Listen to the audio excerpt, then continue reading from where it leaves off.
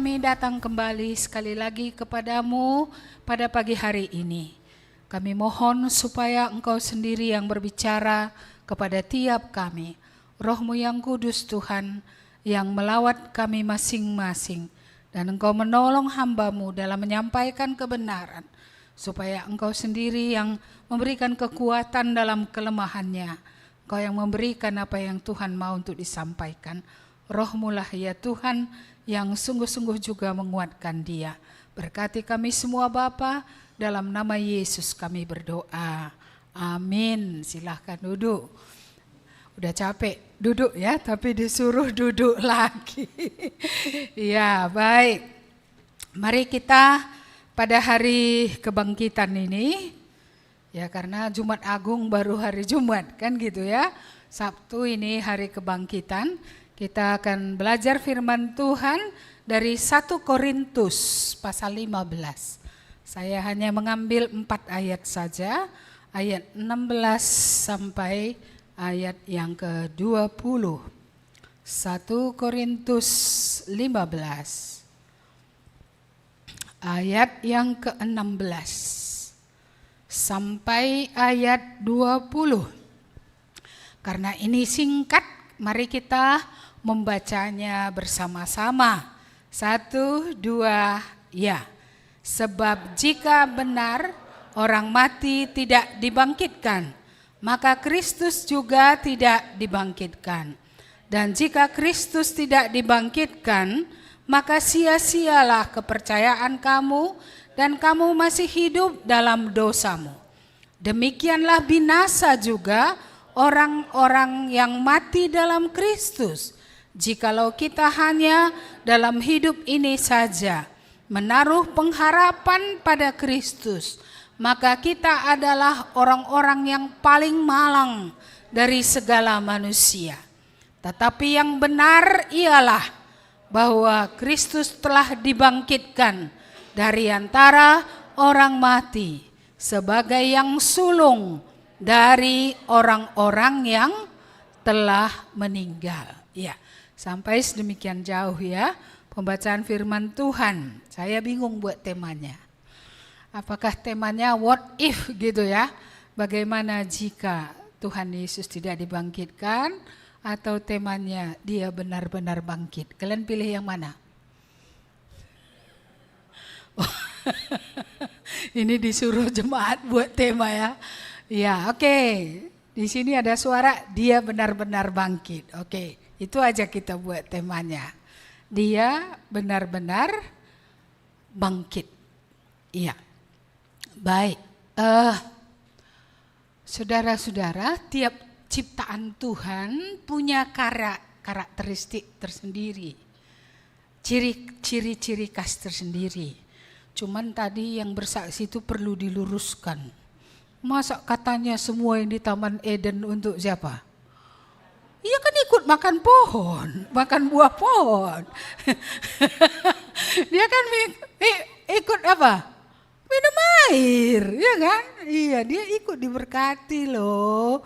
Iya, jangan lupa pasal 1-nya. Tuhan sudah berfirman untuk memberkati mereka berdua. Masuk mereka berdua ya.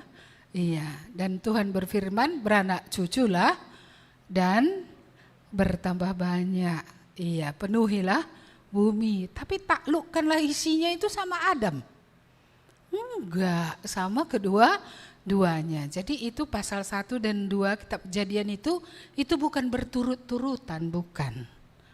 Kejadian 1 itu udah kesimpulannya, penjelasan lebih mendetailnya itu di pasal 2 gitu ya. Jangan salah.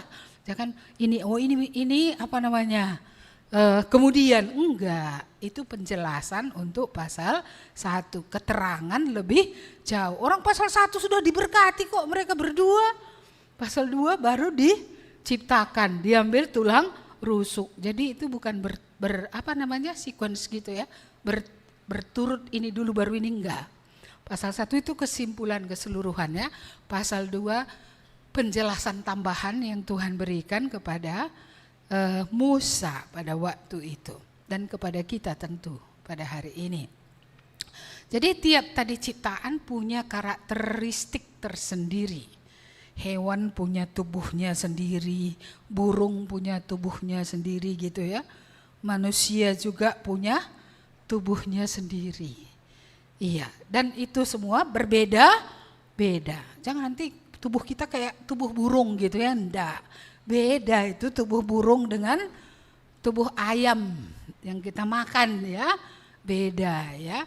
Iya, jadi kita melihat bagaimana Tuhan membuat semuanya itu baik, ya. Tapi dari antara ciptaan ini tidak ada yang Kristus mati untuk mereka selain untuk manusia. Tuhan Yesus tidak pernah mati untuk kambing gitu, enggak pernah. Ya, untuk ciptaan-ciptaan yang lain itu tidak pernah. Yesus memberikan dirinya hanya untuk manusia. Mengapa? Kenapa enggak untuk hewan ya? Kenapa enggak untuk burung-burung ya? Ya, karena tidak satu pun ciptaan yang lain itu diciptakan segambar dengan Allah. Hanya laki-laki dan perempuan saja, manusia saja yang diciptakan segambar dengan Allah. Iya. Dan kita nggak pernah bilang ya anjing itu berdosa gitu ya. Pernah? Pernah? Enggak ya? Pernah? Ada? Iya, soalnya dia nggak tahu sopan gitu ya kan. Iya, nggak pernah kita bilang anjing berdosa. Ayam pun nggak pernah kita bilang berdosa walaupun dipatuinya jagung orang ketika dijemur gitu ya. Tapi yang dibilang berdosa itu siapa? Iya, karena hanya kepada manusia juga Tuhan memberikan bukan saja hubungan yang akrab, tapi juga hukum. Hukum tidak pernah diberikan kepada ciptaan yang lain. Hanya diberikan kepada manusia.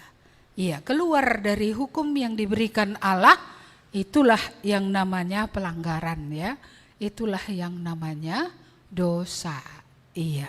Jadi dalam beberapa minggu ini kita sudah belajar bagaimana Kristus mati di kayu salib. Yang menjadi pertanyaan, tidak cukupkah Kristus mati di kayu salib itu? Tidak cukupkah itu untuk menyelamatkan kita? Bukankah dia mati tertikam di kayu salib supaya kita diampuni? Tidak cukupkah itu? Cukup? Iya, saudara-saudara, kematian Kristus menyucikan manusia dari dosa. Tapi kalau Kristus tetap dikubur, apa jaminan bagi kita untuk bangkit memperoleh ya kehidupan yang baru, bahkan surga? Apa jaminannya? Kalau dia sendiri pun tetap di dalam kuburan. Inilah keunikan dan keistimewaan kekristenan. Karena pemimpin-pemimpin agama selalu merasa sudah banyak yang dia perbuat. Dan memang mungkin sudah banyak yang mereka perbuat. Tapi mereka berhenti di mana? Di kematian, di kuburan. Tidak ada yang keluar dari kuburan kecuali Yesus satu-satunya yang keluar dari kuburan. Jadi iman kita tidak hanya tertuju kepada Yesus mati di kayu salib. Iman kita juga ya harus tertuju kepada apa? Bahwa dia tidak berhenti di kuburan. Bahwa dia bangkit dari antara orang mati. Ya, saya dulu bertobat menerima Tuhan Yesus karena kebangkitan. Iya, karena kalau kesaksian dari murid-muridnya yang meraba dia, yang hidup bersama dia, yang melihat dia, yang mendengar dia, yang bersama-sama bahkan berjalan bersama dia, hidup bersama dengan dia, itu sudah sangat baik sekali semua. Dan bagi saya itu menjadi berkat, ada saksi mata hidupnya, ada saksi mata bagaimana dia menyampaikan firman. Ada saksi mata bagaimana dia melakukan mujizat-mujizat. Ada saksi mata kematiannya. Iya. Mengapa dia harus dikubur 3 hari? Ya, kalau sebuah ruangan tertutup hampa udara 3 hari, apapun makhluk hidup di dalamnya mati itu. Iya, jadi mengapa 3 hari? Supaya tidak ada orang yang mengatakan dia mati suri, setengah mati. Ya, dia tidak benar-benar mati. Tidak, dia benar-benar mati. Iya, dan gak usah dulu di dalam kubur. Ketika disalib saja, ya kan ada peraturan. Pada hari Sabat, semua orang yang dihukum yang tergantung di kayu salib, kalau belum mati harus dipatahkan lututnya. Jadi itu penjaga, orang-orang yang ditugaskan benar-benar memeriksa ini hidup atau tidak. Dan untuk memastikan itulah maka mereka menombak lambungnya. Kalau darah saja yang keluar semua berarti dia masih hidup. Tapi kalau darah sudah bercampur air berarti dia sudah mati. Itu disengaja ditombak. Makanya mereka bilang dia benar-benar sudah mati, lewat. Makanya yang dipatahkan kakinya bukan Yesus. Karena memang tentang dia sudah dinubuatkan tidak akan ada satupun tulangnya yang patah. Jadi itu genap. Iya, karena memang dia sudah mati. Tapi yang di kiri kanan itu dipatahkan. Karena mau tidak mau mereka harus dimatikan. Mengapa? Sabat tiba. Ya, pantang bagi orang Yahudi, masih ada orang tergantung-gantung di kayu salib. Ya, dengan dipatahkan lututnya berarti seluruh beban bagian atas ya tidak ada lagi menahannya, turun semua ke bawah, darah itu juga ke bawah semua. Dan itu cepat akan tidak ada oksigen lagi ke atas. Tidak ada oksigen naik lagi ke otak dan begitu cepat orang akan mati. Sehingga pada waktu Jumat itu Sabat tiba bagi orang Yahudi, dia sudah menurunkan semua mayat-mayat untuk dikuburkan atau ya kalau nggak ada yang nguburkan dilemparkan saja ke dalam lubang seperti itu. Tapi Yesus ya kita tahu 2 murid yang diam-diam menjadi percaya meminta ya kepada Pilatus mayat dia untuk mereka kuburkan. Dan jangan juga kita lupa kubur itu disegel. Disegel dan segel pemerintah ini nggak gampang loh. Kalau dia udah ada segel pemerintah sembarang membukanya ini sebenarnya hukumannya harus hukuman mati. Iya. Disegel dan bukan saja disegel, penjaga juga ditaruh untuk menjaga. Saudara-saudara pernah pikirkan mengapa malaikat disuruh menggeser pintu kubur itu? Karena bentuknya enggak seperti kita. Kita kan kotak digali ke bawah, masukkan ke bawah baru ditutupi ya. Iya, tapi kuburan di sana seperti gua-gua. Jadi ada batu besar untuk menutup gua itu gitu. Iya, kenapa perlu digeser? Iya, untuk siapa itu? Untuk Yesus bisa keluar atau untuk murid-muridnya bisa lihat dia di dalam tidak ada lagi? Yang mana? Hah? Bukan untuk Yesus bisa keluar kan? Enggak, karena murid-murid ketika berkumpul di sebuah ruangan, kunci tertutup karena mereka ketakutan, Yesus nerobos dinding, masuk ke dalam dan berkata apa? Damai sejahtera bagimu. Jadi perlu enggak dibukakan sama dia pintu kubur itu? Enggak perlu. Jadi untuk siapa itu? Dia bisa nerobos kan pintu kubur itu, orang rumah aja dinding bisa dia terobos dengan tubuh kebangkitan. Iya, jadi itu bukan untuk dia. Jangan nanti kita jadi salah pula otak kita ini ya kan.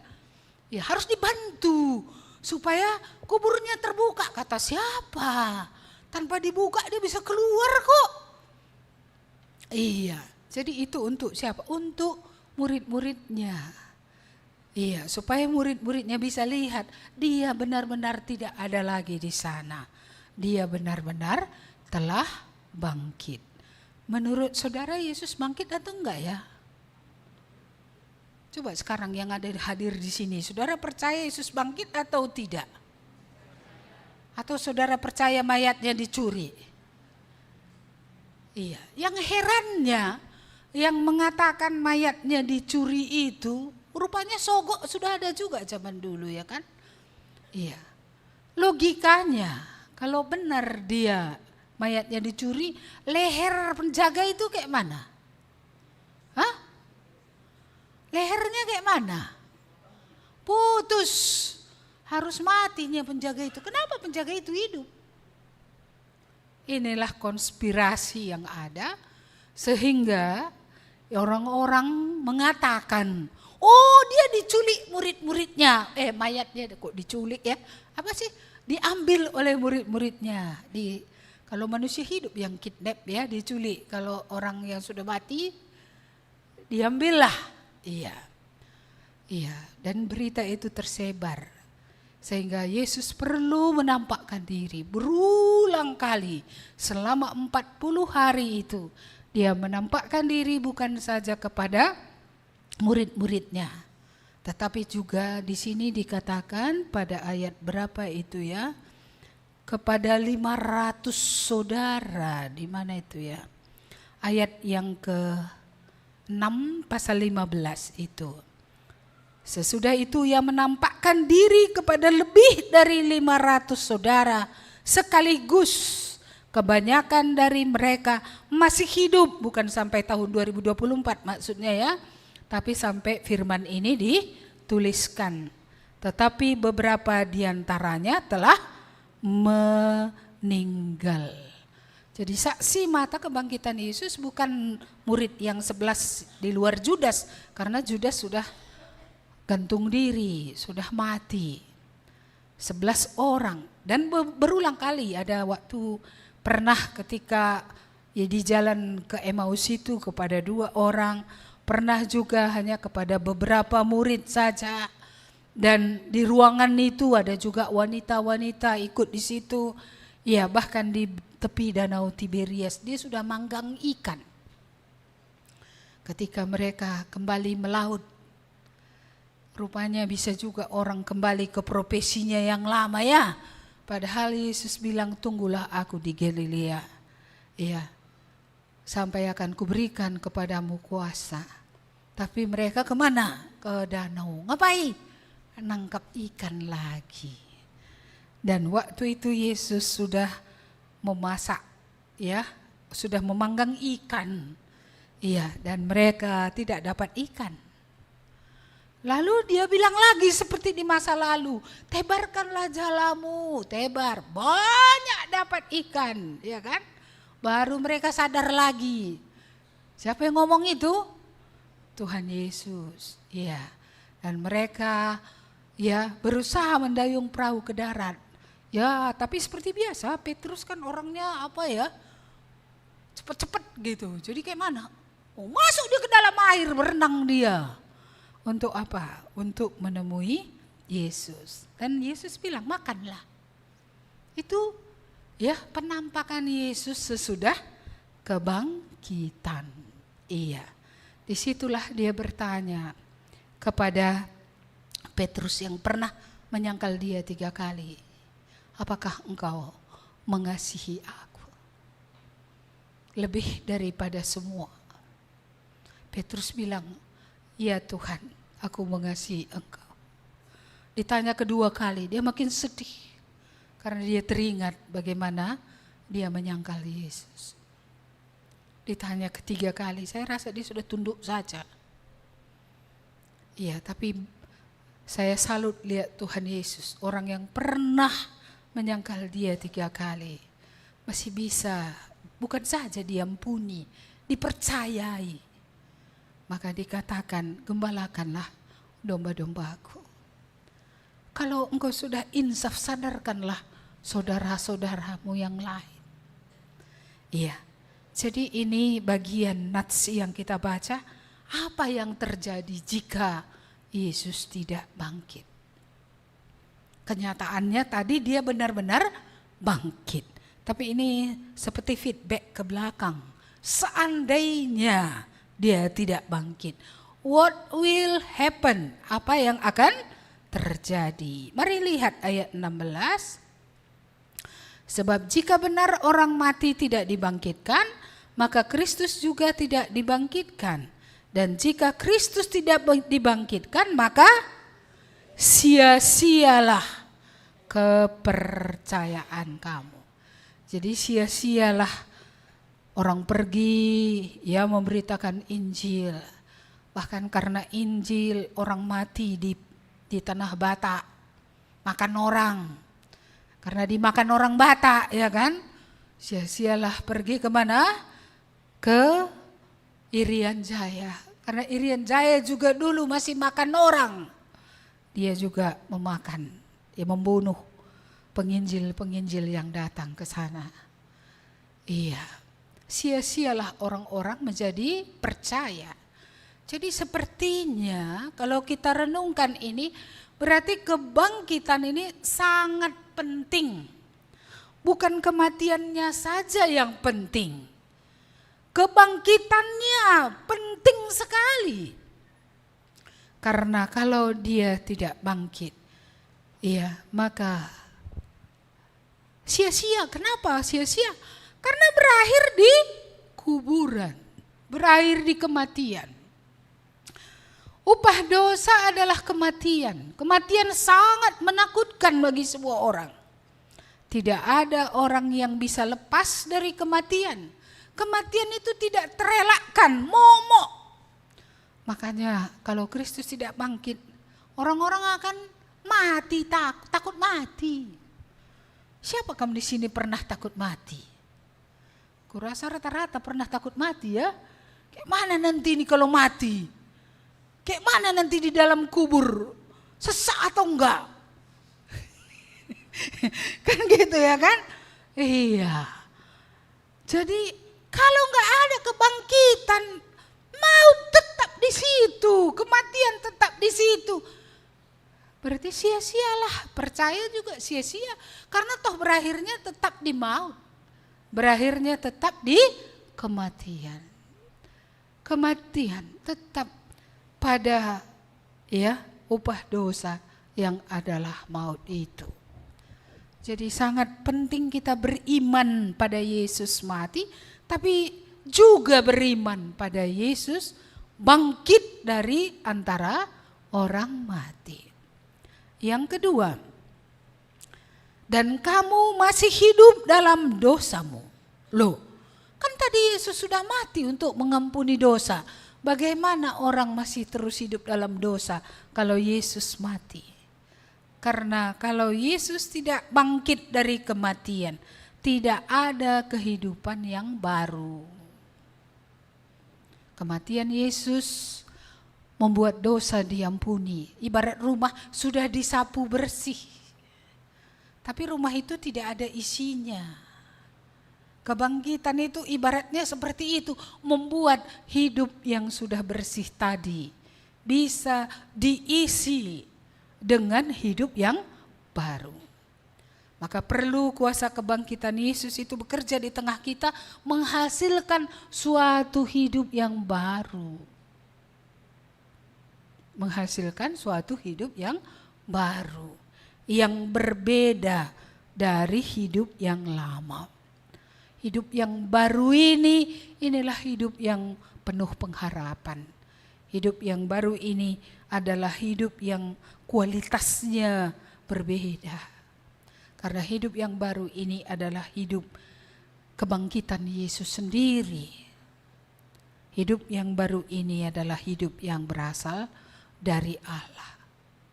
Iya, oleh pekerjaan Roh Kudus terjadi pembaharuan.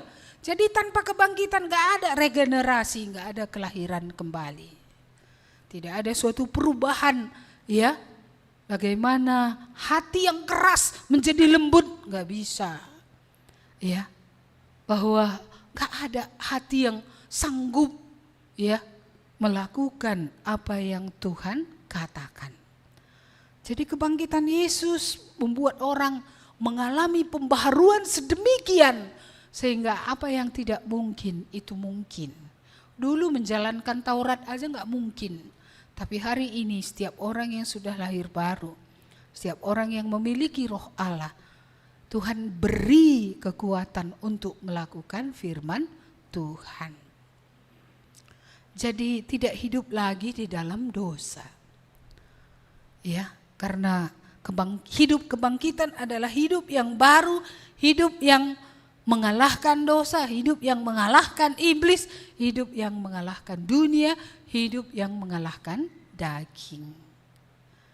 Iya, inilah. Maka kalau Kristus bangkit, kebalikannya, kamu keluar dari dosa. Kita dikeluarkan dari dosa dan mulai hidup senang dengan apa yang benar. Ya, seperti pada masa lalu saya bercerita ya, kalau orang silap balikkan uang aja untung, kita udah senang. Iya, kita mendapat untung dari kerugian orang lain, kita senang. Itulah hidup yang lama. Tapi hidup yang baru ini senang dengan yang benar. Ini bukan bagianku, kubalikkan saja. Kubalikkan saja. Iya, ini bukan bagianku. Hidup yang baru ini adalah hidup dalam kekudusan. Mulailah 1 kilo itu 10 on kalau jualan ya. Iya. Ya, ketika saya masih pegawai negeri, sebelum saya meninggalkan pegawai negeri saya, ya dulu kan kayak gitu, ada naik kelas anak, dipaksa naik kelas. Entah siapa yang memaksa, nggak tahu akulah. Di belakangnya ada amplop. Iya, jadi kalau kita balik kelas ikut dibagi. Saya selalu bilang, saya kalau nerima kayak gini sakit perut saya bilang. Jadi memang belum pernah saya terima, tapi saya bilang kalau saya terima gini nanti sakit perut saya. Jadi saya nggak usah dapat bagian ya gitu. Masa matanya nggak hijau lihat uang kata orang. Ya untuk apa mataku hijau nengok uang, mata Tuhan merah nengok aku.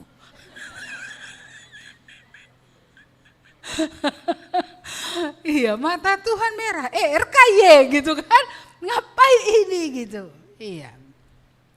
Jadi hidup yang baru ini memang ini nggak bisa dipelajari nih. Maka ada orang Kristen bilang kupala-palai katanya kan. Kucobalah melakukan, nggak bisa saudara. Mengapa? Karena kita lahir di dalam dosa. Tabiat dosa itu gravitasinya kuat. Karena itu bawaan dari kandungan. Jadi kalau dibilang manusia itu seperti teori tabula rasa, lahir suci kata siapa? Iya enggak suci. Bayi-bayi belum belajar apa-apa, hanya untuk mencari perhatian supaya mamanya hanya nengok dia saja, nangis dia. Karena dia tahu kalau dia nangis nanti diangkat. Iya, maka kalau nangis enggak usah diangkat. Ya, tapi kalau mama buru-buru dia langsung itu. Entah ngapain pun tadi dia langsung lari, dia itu diangkat terus. Iya, akhirnya manipulasinya orang tuanya ya kan. Iya, dan kita tahu anak-anak, apa pernah kita ajari. Ya rebutan mainan, kok tahu iri. Anak-anak kalau dikasih mainan dia gak mau gitu kan. Tahu kalian caranya supaya dia mau mainan itu. Panggil aja anak lain. Kasih sama anak lain itu mainan itu, apa yang akan dilakukannya? Direbutnya. Itu apa coba? Iri. Dari mana belajar itu? Bawaan lahir. Makanya pemazmur bilang dalam kandungan aku dikandung, dalam dosa aku dikandung ibuku. Jadi memang bukan berdosa dia, tapi kuasa dosa itu sudah di situ, bibitnya itu tinggal nyiram. Iya, maka kalau siramannya banyak ya kan, yang nggak beres kayak mana? Subur. Iya. Apalagi kalau anak cuma satu, hati-hati. Karena dia satu itu cuman semualah ikut kan gitu. Akhirnya kayak mana? Manja, teranja-anja. Apalagi kalau mamanya sudah mati atau bapaknya sudah mati. Apa kata bapak-bapak? Udah istriku pun gak ada. Ya sudah ku ikutkan saja lah, kasihan kali dia. saudara sedang membawa dia kepada kehancuran yang lebih besar kalau saudara tidak mendidik dia. Kalau enggak ada ya apapun yang dia mau, kita setujui saja, tunggu saja tanggal mainnya. Dia akan menjadi orang Chinese di negara Cina pada masa lalu. Ketika pemerintah bilang hanya ada anak satu, nggak boleh 2 anak karena banyaknya penduduk. Maka 1 cuma dibuat anak. Anak tadi naik ke leher, naik ke kepala. Iya, apa katanya? Kau kasih aku uang, kalau enggak hari tuamu nanti enggak kupelihara, katanya. Istrinya pun, kau cari istriku, katanya, coba. Kau beli. Kalau enggak, kau apain? Hari tuamu nanti enggak, bahaya kali lah. Bahaya kali. Iya, mari kita kembali ya. Kalau Kristus tidak bangkit, tidak ada kuasa kebangkitan. Tidak ada kuasa untuk hidup yang baru. Tidak ada kuasa mengalahkan dosa. Tidak ada kuasa untuk keluar pala-palai pelan darat-darat. Iya, saya sudah coba itu dari sejak masa muda saya. Karena saya dari kecil kan udah sekolah minggu. Saya pengen baik. Tapi kok yang jahat ini tetap ada. Saya dituntun terus kepada apa yang salah. Nanti aku nggak bohong lah. Iya, ada pula mau main-main sama teman. Jadi terpaksa lah bilang, co-kurikuler. Supaya apa? Ya supaya bisa jalan sama kawan. Ini apa ini? Inilah tabiat dosa, tak bisa dikalahkan, gak bisa. Iya, jangan keluar nakku ya di atas jam sekian. Oh sudah tidur dia ini, pikirku, ku buka jendela, loncat aku dari jendela. Ini apa ini coba? Loncat lagi aku balik, udah berdiri dia di situ, bapak kami. Rupanya aku ngintip dia sudah tidur, dia ngintip aku. Keluar atau enggak? Inilah tabiat dosa tadi, merontak terus. Maka kalau ada anak kita melawan-melawan, ini dia dilahirkan dalam tabiat dosa. Kalau Kristus bangkit ini belum diimaninya, ya kuasa Kristus yang luar biasa itu belum ada di dalam dia tidak bisa keluar walaupun dia pengen keluar. Kadang-kadang kasihannya kita nengok anak kita ini. Ya seperti saya melihat saya di masa lalu. Saya kasihan lihat saya masa lalu loh. Kalau buat filmnya tengok saya di masa lalu. Bagaimana berjuangnya menjadi baik ini.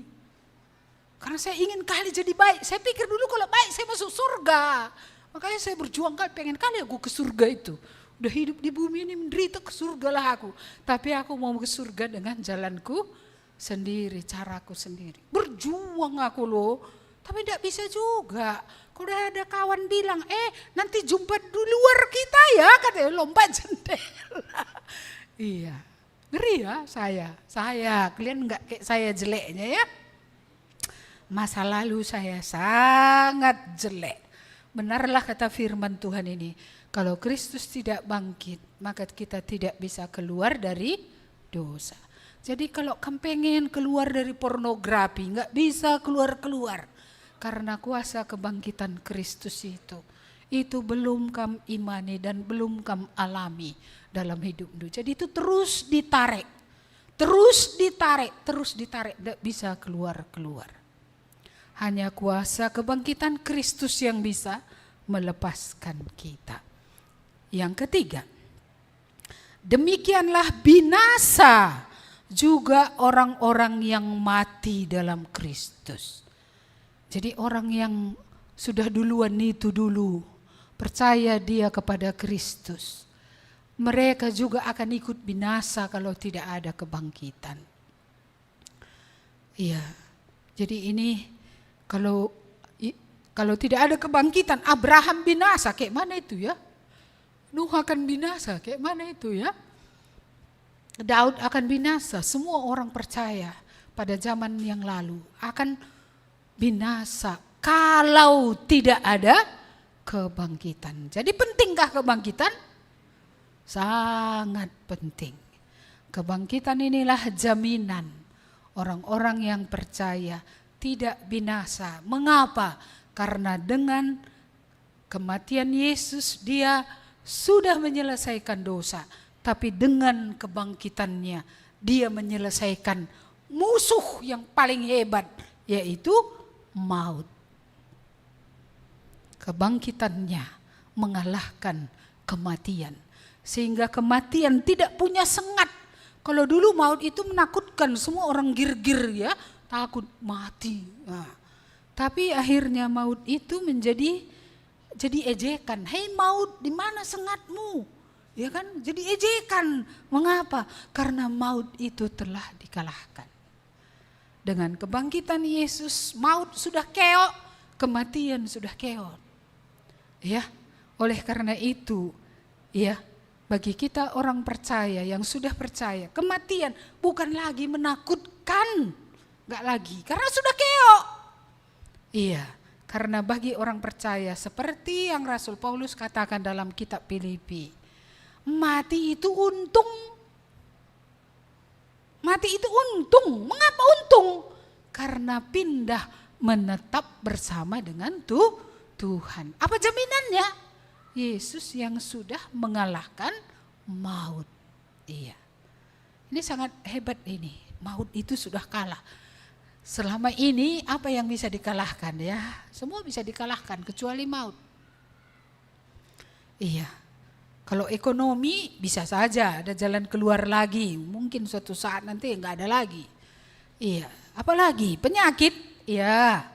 Dicobalah dengan segala teknologi yang ada. Termasuk teknologi stem cell yang baru ini. Ada satu teman yang pergi ke Kuala Lumpur, diganti semua darahnya supaya sembuh dari kanker dan dari diabetes. Sembuh, tapi harganya miliaran. Kayak mana perasaan aku bilang, jumpa kami di sini. Dia bilang agak lemas juga nyaku katanya. Tapi paling tidak diabetesnya sembuh dan kankernya juga sembuh, kanker darah sembuh dengan metode stem cell. Biayanya saya rasa enggak tanggung-tanggung itu, enggak mungkin 1M cuman, mungkin lebih dari 1M. Iya. Tetapi maut belum ada yang bisa mengalahkannya. Pakai apa mengalahkannya? Pakai jimat? Mati juga. Pakai apa? Pakai ilmu kebal? Iya, orang Karo dulu nelan apa namanya? Itik apa sih? Apa? Lele, gabus. Oh itu gabus bahasa Indonesianya ya. Iya. Itak nina naikuta. Makan ikan hidup-hidup, ya kan? Iya. Nggak ada yang makan tikus hidup-hidup ya. Atau ditaruh biji-biji tertentu. Katanya supaya apa? Supaya lama hidup. Anehnya, hebat juga kuasa iblis ini. Nanti keluar itu hidup pulanya, keluar itu baru dia mati. Kayak manalah bisa di perutnya itu selama sekian lama. Tapi kan tetap gak bisa dikalahkan ya maut. Mati juga. Gak ada orang yang punya kuasa gelap setinggi apapun. Tidak mati, berapa lapis pun. Entah ke Gunung Kidul, entah kemana pun. Gak ada yang gak mati. Iya. Biasanya sorry ya orang Nias yang banyak umi-uminya kayak gini ya. Si Malungun juga, Karo juga. Aku gak tahu orang Cina apa punya jimat ya. Punya gini-gininya dia. Tapi apa dia juga nelan itak, nelan gabus. Iya. Tidak ada yang tidak mati. Jangan pikir kalau ada itu ya dicucuk aku gak mati. Satu saat itu akan kehilangan kekuatannya, mati juga. Gak ada orang gak akan mati walaupun ilmu apapun sama dia. Gak ada yang pernah bangkit dari antara orang mati. Kalau yang pernah dibangkitkan itu mati lagi nih semua. Lazarus mati lagi atau tidak? Mati lagi. Anak muda di Nain itu mati lagi atau tidak? Anak Yairus itu mati lagi. Tapi Yesuslah yang bangkit dari antara orang mati dan tidak pernah mati-mati lagi. Di dalam dialah ada harapan baru. Kematian sudah ditaklukkan. Kita tidak lagi perlu takut mati. Yaitu kita yang percaya akan kematian dan kebangkitannya. Gak perlu takut mati lagi.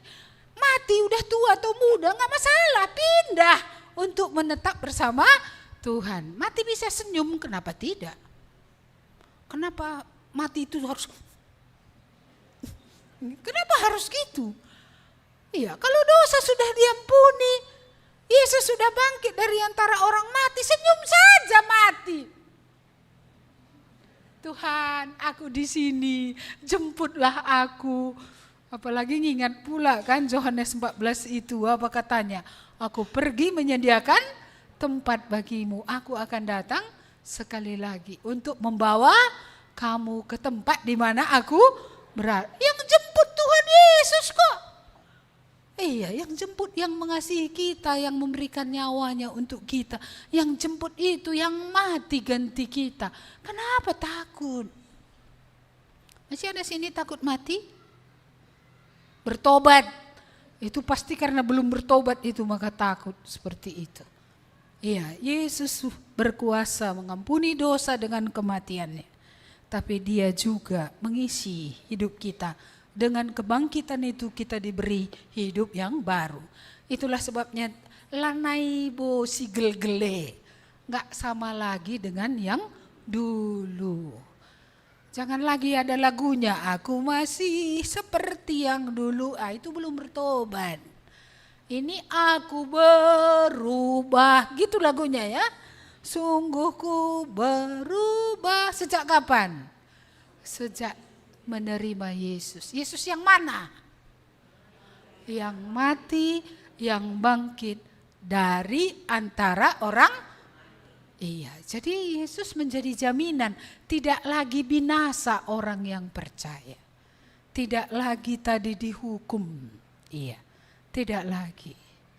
Jadi orang yang dahulu pun percaya dan orang yang sekarang menjadi percaya, kemudian menjadi percaya, semua ini akan dikumpulkan dalam kerajaan Allah ketika dia datang kedua kali. Ini adalah hal yang sangat luar biasa. Orang percaya dari segala zaman sampai Yesus datang kedua kali akan dikumpulkan. Mereka akan menjadi kumpulan yang besar, tidak terhitung banyaknya, dari segala suku bangsa. Luar biasa. Ya, apakah kita akan ada di situ? Apa saudara akan ada di situ? Iya. Olah kam pagi bagi belobas kepitan. Ikut di dalam ikatan sirih itu, tapi tidak dihitung. Ikutnya di gereja terus, tapi gak dihitung di dalam bagian Tuhan di sorga. Inilah hal yang sangat menyedihkan nanti dengan orang-orang yang sudah rajin bergereja tapi tidak mengalami pembaharuan. Ya, tidak diampuni dosanya dan tidak diberikan kepada dia hidup kebangkitan tadi, yaitu hidup yang baru itu. Maka sebelum Yesus datang, sebagai hamba Tuhan saya menyerukan kepada saudara, ya, datanglah kepada Tuhan. Berilah dirimu disucikan dari dosa itu. Datanglah kepada Tuhan, ya, dan berilah dirimu menerima kuasa yang membangkitkan Yesus, yang juga bisa bekerja dalam hidup orang percaya, ya, sehingga hidup kita tidak pernah sama lagi. Di dalam Yesus tidak akan ada kebinasaan bagi orang percaya. Tidak ada hukuman karena Kristus sudah bukan saja menyelesaikan masalah dosa, dia juga menyelesaikan masalah akibat dosa, yaitu maut. Maut sudah dikalahkan. Maut di mana sengatmu? Udah jadi ejekan si maut itu. Kalau dulu dia sangat menakutkan. Di berbagai belahan bumi, kematian masih sangat menakutkan sampai hari ini. Tapi bagi orang yang sudah memiliki Yesus, Yesus sudah mengalahkan maut itu. Tidak perlu takut mati. Jika dosa kita sudah diampuni, kita sudah menerima kehidupan yang baru. Kita tidak perlu takut mati. Mati, welcome, selamat datang kematian. Seperti yang saya pernah ceritakan ketika kepala saya sudah penuh dengan benjolan. Ya, saya berobat sendiri waktu itu ke Malaysia. Lalu saya di ultimatum, bukan di leher saudara saja ada benjolan, di kepala juga ada. Iya, pulanglah.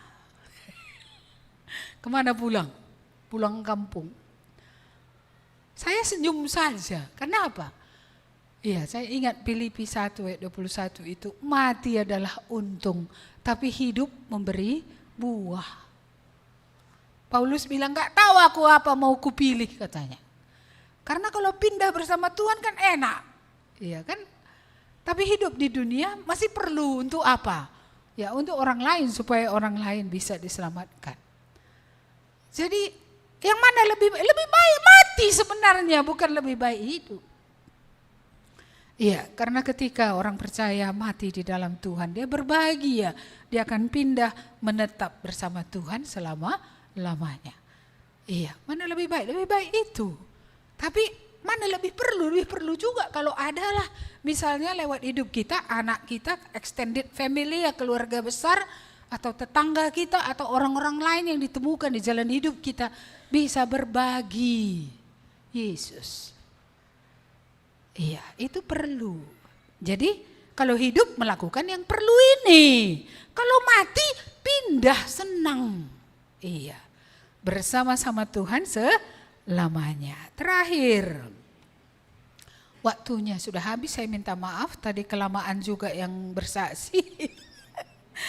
Iya. Jikalau kita hanya dalam hidup ini saja menaruh pengharapan pada Kristus, maka kita adalah orang-orang yang paling malang dari segala manusia. Tetapi yang benar ialah bahwa Kristus telah dibangkitkan dari antara orang mati sebagai yang sulung dari orang-orang yang telah meninggal. Apa maksudnya ayat 19? Jikalau ada orang hidup percayanya kepada Tuhan Yesus, tapi dia hanya berharap kepada Tuhan Yesus untuk yang ada di dunia saja. Dia berdoa kepada Yesus untuk sembuh. Dia berdoa kepada Yesus untuk masalah-masalahnya, ya, untuk rezekinya, untuk segala yang ada di dunia ini. Tapi hanya untuk dunia ini. Firman Tuhan bilang dia yang paling malang. Karena kalaupun dia beroleh seluruh dunia, tapi kalau jiwanya binasa, apa gunanya seluruh dunia? Iya, katakanlah ada rumahnya, tinggalkannya aja. Apanya yang ada? Emasnya, tanahnya, apanya? Anaknya banyak, semua ditinggalkannya. Iya, malangnya dia. Kata Tuhan ini orang malang. Masa sih orang malang, mobilnya 3, Pajero pula 1 kan. Masa sih malang? Iya, mengapa malang? Karena apa yang diberikan untuk dunia ini hanya untuk di sini. Dan ini kita semua sudah tahu. Ya, 70-80 tahun. Kalau ada orang mati 50 tahun cepat kali ya, belum kita rasa waktunya ya. Kalau ada orang mati 100 tahun lama kali ya. Berarti di mindset kita ini hidup hanya 70 sampai 80. Ya kan? Iya. Itu saja untuk semua yang kamu kejar tadi. Dan untuk yang kamu kejar itu berdosa pun kamu mau. Tidak makan pun mau, bertengkar pun mau sesama saudara, nggak lagi cakapan pun mau. Iya, untuk apa itu semua? Iya, ini paling malang katanya. Kamu si malang dengar ya? Iya, siapa tahu masih ada orang malang di sini. Jiwanya tetap binasa, uang dikejar, nggak ada juga helikopter. Padahal sudah kerja dari masa muda sampai masa tua. Paling tidak kan seperti yang saya bilang dulu kepada ada kepala kami. Iya, dia kan tiap ujian dapat 1 mobil korup.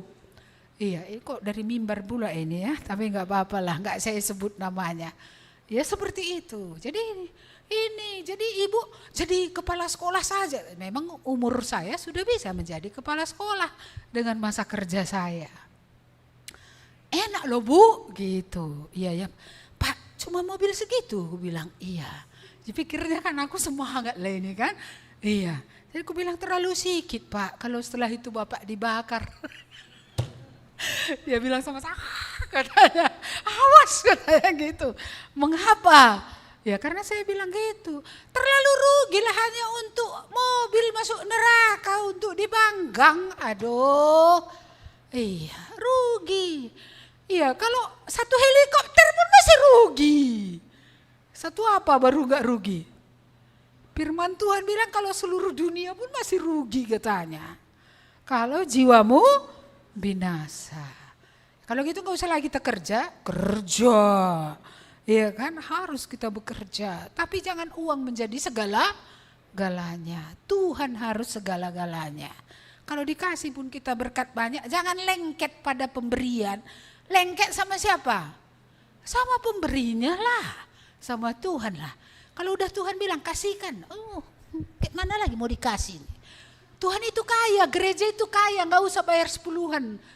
Saudara berdosa kalau bagian Tuhan pun saudara telap, saudara makan. Makanya banyak orang gak diberkati. Mengapa? Bagian Tuhan pun berani makan. Iya, bagian Tuhan dia berani menipu Tuhan. Bilang Tuhan kaya, gereja kaya. Gereja kaya atau Tuhan kaya, bagian hutang kita harus kita bayar. Iya, dan memberikan bagian Tuhan kepada Tuhan adalah hak Tuhan. Iya, dan yang terakhir tadi Yesus benar-benar bangkit ya. Dan dia yang menjadi yang sulung. Artinya contoh tubuh kebangkitannya, kebangkitan tubuhnya akan menjadi contoh. Karena ini tadi yang sulung, yang pertama akan menjadi contoh bagi kebangkitan orang percaya pada waktu Tuhan datang kedua kali. Jadi akan ada kebangkitan tubuh ya, akan ada. Tubuh ini perlu juga dirawat. Karena dengan merawat tubuh ini kita akan menjadi lebih sehat, ya kan? Makanya jangan begadang sampai pagi. Ya kan? Harus tidur cukup, makan cukup, jangan celit untuk diri sendiri. Enggak ada sayur, enggak ada buah, panas gini mati kita cepat. Iya kan? Karena celitnya. Beli ikan asin aja katanya. Gak ada sayur, sayur yang banyak makan, budayakan itu supaya tubuh kita menjadi sehat.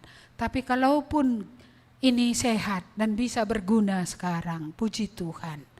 Tapi ingatlah bagaimanapun tubuh yang ini akan dikubur.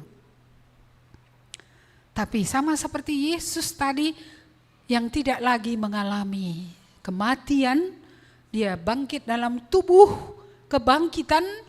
Kita pun nanti beroleh kemuliaan, tubuh kebangkitan akan ada menyertai roh kita yang sudah duluan diambil, yang sudah bersempurna bersama-sama dengan Tuhan. Hari ini pikiran kita, jiwa dan roh kita sudah dibaharui bagi yang sudah bertobat, tapi tubuh ini belum dibaharui. Tapi tubuh ini juga harus diserahkan kepada Tuhan, harus bahwa tunduk kepada Tuhan supaya dia tidak digunakan untuk hal yang bukan berguna. Bukan untuk itu tubuh itu ada. Dan puji Tuhan, Yesus yang sulung, tubuh kebangkitan Yesus adalah menjadi sampel tubuh kebangkitan kita kelak. Saudara mau dibangkitkan dalam tubuh yang baru untuk beroleh hidup yang kekal, atau saudara mau dibangkitkan untuk mendapat hukuman yang kekal?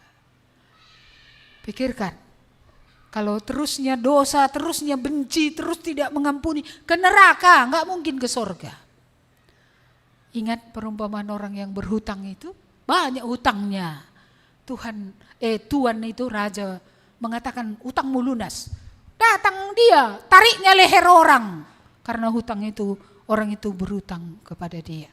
Apa akhir dari perikop itu? Ya, orang yang tidak mengampuni orang lain. Padahal Tuhan mau memberikan pengampunan seluas-luasnya bagi orang itu. orang itu tidak akan jadi diampuni. Orang itu akan diminta oleh Tuhan lagi pertanggungjawabannya. Bukankah itu yang dilakukan raja itu? Ambil dia. Enggak jadi. Hutangnya itu dianggap lunas. Masukkan ketutupan. Suruh dia bayar. Sampai kapan? Enggak akan bisa bayar sampai kapanpun. Kita tak akan bisa membayar lunas hutang dosa kita ini sampai kapanpun. Maka hanya anugerah saja kita bisa diampuni. Tapi puji Tuhanlah, Tuhan bangkit. Ya, Dia memberikan kepada kita hidup yang baru. Dan ada jaminan tadi. Ya, tubuh kita suatu saat kelak. Kalau kita masih hidup ketika Yesus datang. Pada waktu itu juga tubuh dan jiwa kita, ya, jiwa kita akan disempurnakan dan tubuh kita akan diubah ke dalam tubuh yang baru. Dan kalau kita sudah ditanam, siapa tahu sudah ditanam kan? Rohnya kan sudah diambil, jiwanya sudah diambil. Sudah dibawa oleh Tuhan ke tempat yang senang di sorga. Tapi jiwa ini belum punya tubuh. Maka pada hari kedatangan Tuhan akan ada kebangkitan tubuh yang lama dalam kemuliaan yang berbeda, ya, dan disatukan kembali dengan roh dan jiwanya yang sudah bersama-sama dengan Tuhan. Tapi bagi orang yang belum menjadi milik Tuhan, mereka juga akan bangkit, saudara-saudara. Tapi bukan bangkit untuk bersama Tuhan. Mereka akan bangkit untuk dihukum sampai selama-lamanya. Iya, kalau dikatakan surga atau neraka, itu bukan lagi tergantung kepada Tuhan, itu benar. Karena kan ada orang bilang, kalau sayang Tuhan nanti aku ke surga. Tuhan sudah sayang, maka Dia sudah datang dari surga, Dia sudah mati. Dan Dia sudah membuktikan diri bangkit dari antara orang mati, mengalahkan maut.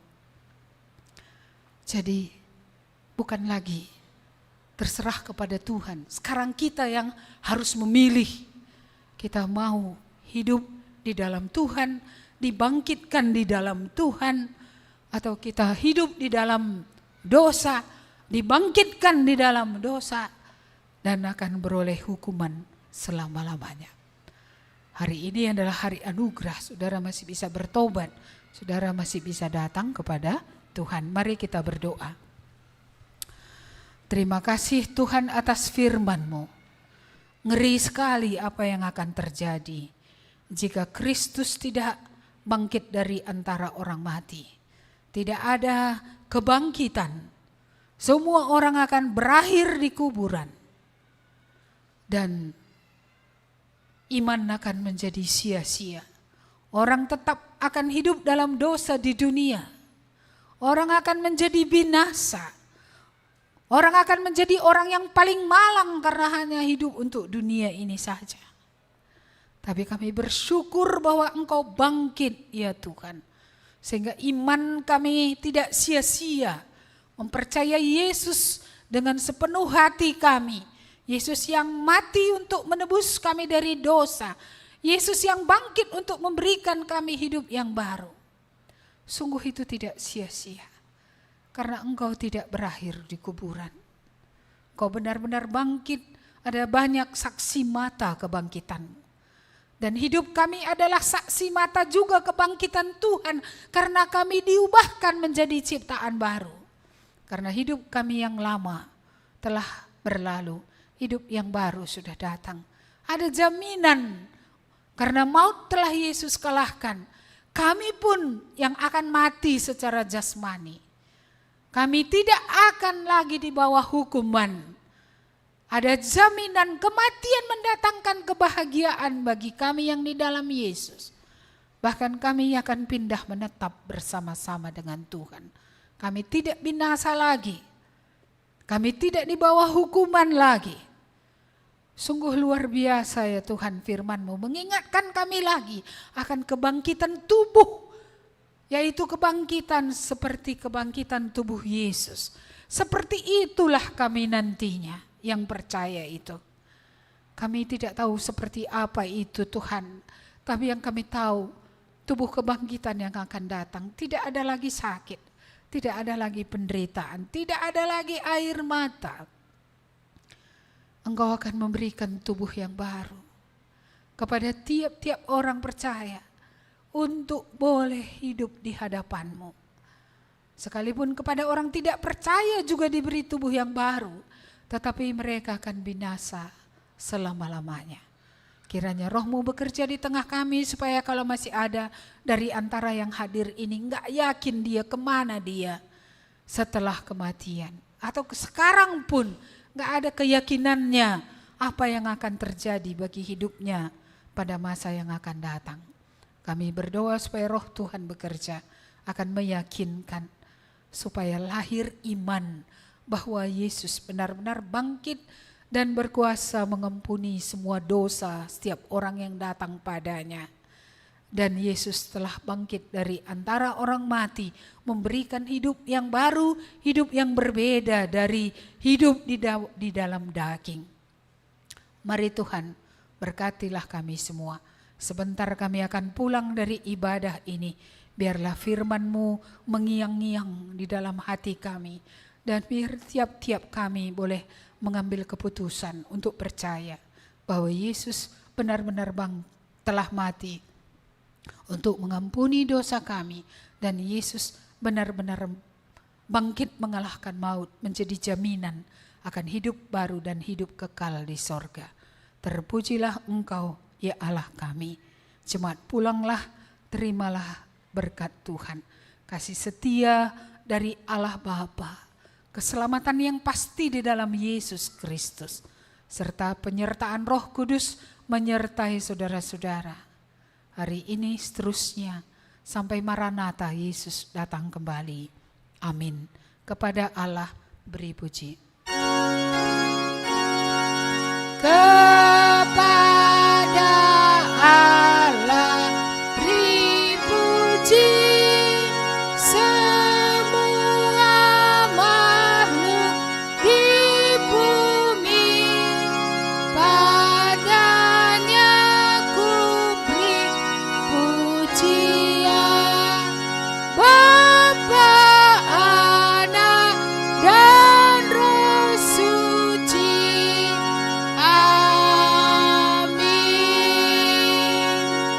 Amin. Selamat hari Minggu ya.